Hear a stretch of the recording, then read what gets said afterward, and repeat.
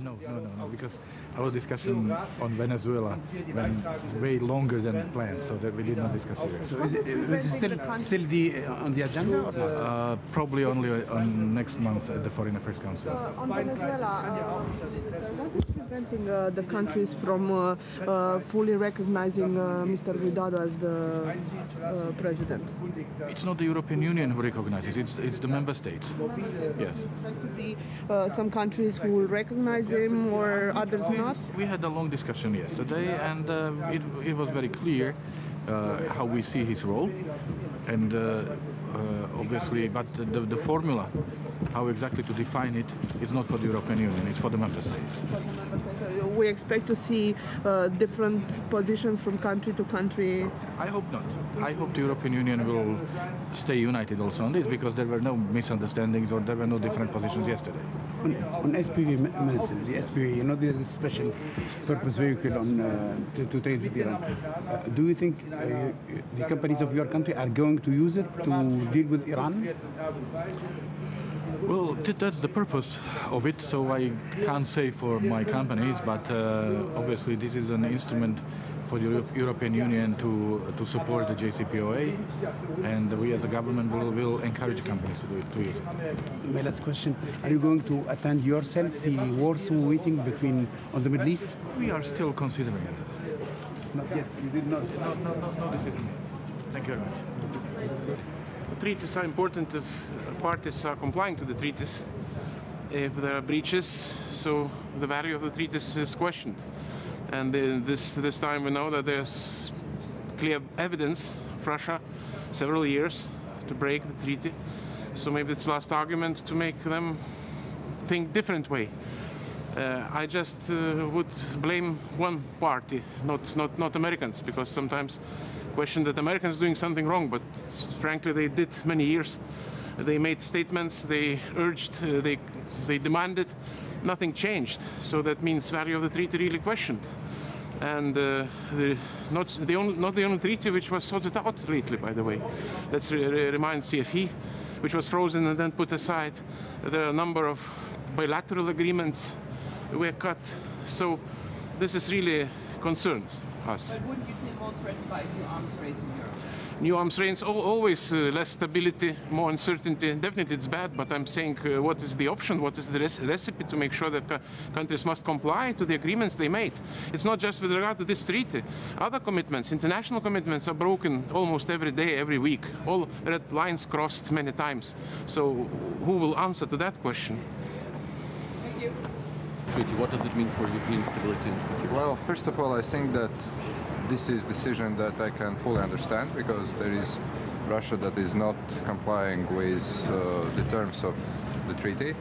And as the NATO nations, we have been discussing that last December. So we endorsed the 60-day period, and we understand that there is no progress. What it means for security, actually, last 5 years are not very good for our security. I don't think that this is something we can really consider as this step which increases security, actually decreases, and I think that we will need to find some kind of global solutions, because we also understand that in this regard there are more countries now in the world than 30 years ago that are developing such kind of missiles. Thank you. Full with Brexit and Venezuela and some other topics in Syria. What I said is that personally I see it with deep concern, because I remember so well from my early student days the meetings between Gorbachev and Reagan in Iceland, and it was really the opening up of a new chapter. And you could feel in any country then there was a détente, there was a history opened up a new chapter. History was in the making. And so I see it not only with concern but with regret that the INF should belong to the past and not be part of our present international relations. But I also added to the Austrian colleagues over there that disarmament is something very high on the agenda of Austria, of our diplomacy. We have always been hosting disarmament negotiations.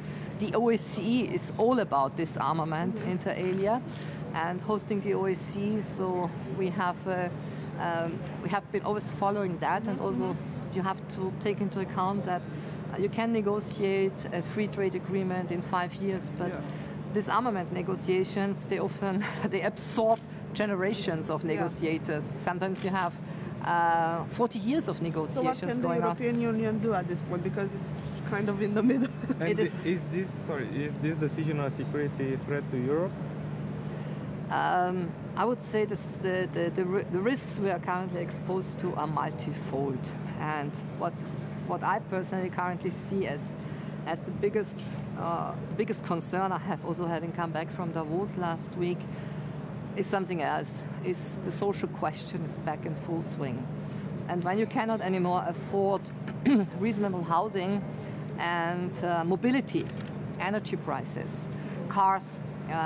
And that's also written down in the World Economic Outlook, that the social question, this is really one of the big issues. So we are, and I'm not the security experts on INF or so on, but my observation of international relations over the last decades has been, it's all about asymmetric threats, cyber war. I don't expect big battles of tanks like we have seen in World War II or after that. We have asymmetric warfare. This is the much bigger threat. And on Venezuela, I just wanted to ask you, what the tense discussions last night, that's what we're hearing. Do we expect a broadening of the sanctions, maybe oil or oil exports or anything? Well, the first and foremost demand is free, fair and independent elections with best would be also under international observation. This is something that is at the forefront. We also have to take into account, as I said it yesterday and beforehand, there are about approximately 1 million EU citizens with double citizenship. So some countries are more concerned, more affected for historic demographic reasons, such as Portugal, Spain, Italy. We also have about 800 Austrians there, so everybody is somehow concerned for that and for many other reasons. And I've said it in public beforehand.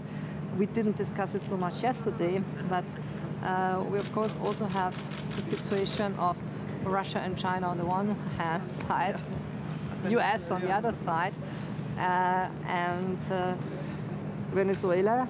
Coming from oil analysis, we often forget it, but Venezuela is the country with the biggest oil reserves. Yeah. When you take into account all the unconventional shale oil, shale gas, which is of course more expensive, ecologically much more questionable, but for the in terms of reserves, it has higher reserves than a country like Saudi Arabia. Yeah.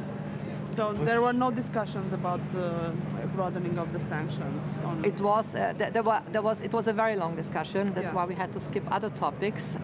But it was a discussion that went in a fairly harmonious way. Short question on Brexit. Are we heading towards a hard Brexit? That is my estimate. In my view, there are lots of signs that indicate a hard Brexit. How will this affect European citizens? In the Ministry for Foreign Affairs, we have offered 25,000 Austrians. It always depends on the respective countries. Some countries are more affected. Austria is affected to a certain extent, but not to the same extent like, let's say, the Netherlands. But we have 12,000 Austrian citizens who have chosen their center of life in the UK. And in all, if they, for instance, apply for UK citizenship, they could keep the Austrian citizenship. Usually we decline double citizenship. That would be an aspect, and we are, building up our consular staff at our embassy and consulates in the UK. So this is what I, as a Minister for Foreign Affairs, I'm in charge of, and beyond that, we prepare legislation on a national level in order to make sure that also British citizens, we speak of about 12,000 residing in Austria, that they don't have to be too much worrisome that they can stay, but we have to find solutions for them. But do you expect the UK to be more affected than the European Union? I would say everybody will be affected. Yeah, we are all the time focusing now. It will be, the disaster for the UK, but we have not yet thought to the very end the consequences, all the scenarios for all the others. Yeah. Okay, thank you so much. Quick question on Venezuela. On Monday, France, Germany, Spain, and the UK will recognize Juan Guaido as the president of interim. Is Austria following this movement or not? Austria and many other countries, we recognize states. We do not recognize governments. But the Chancellor has said, and we have also stated that on the basis of the Foreign Affairs Ministry, we have expressed our support for the President of the General Assembly. I don't want to be too legalistic, but just to be precise, we do not recognize governments. Thank you.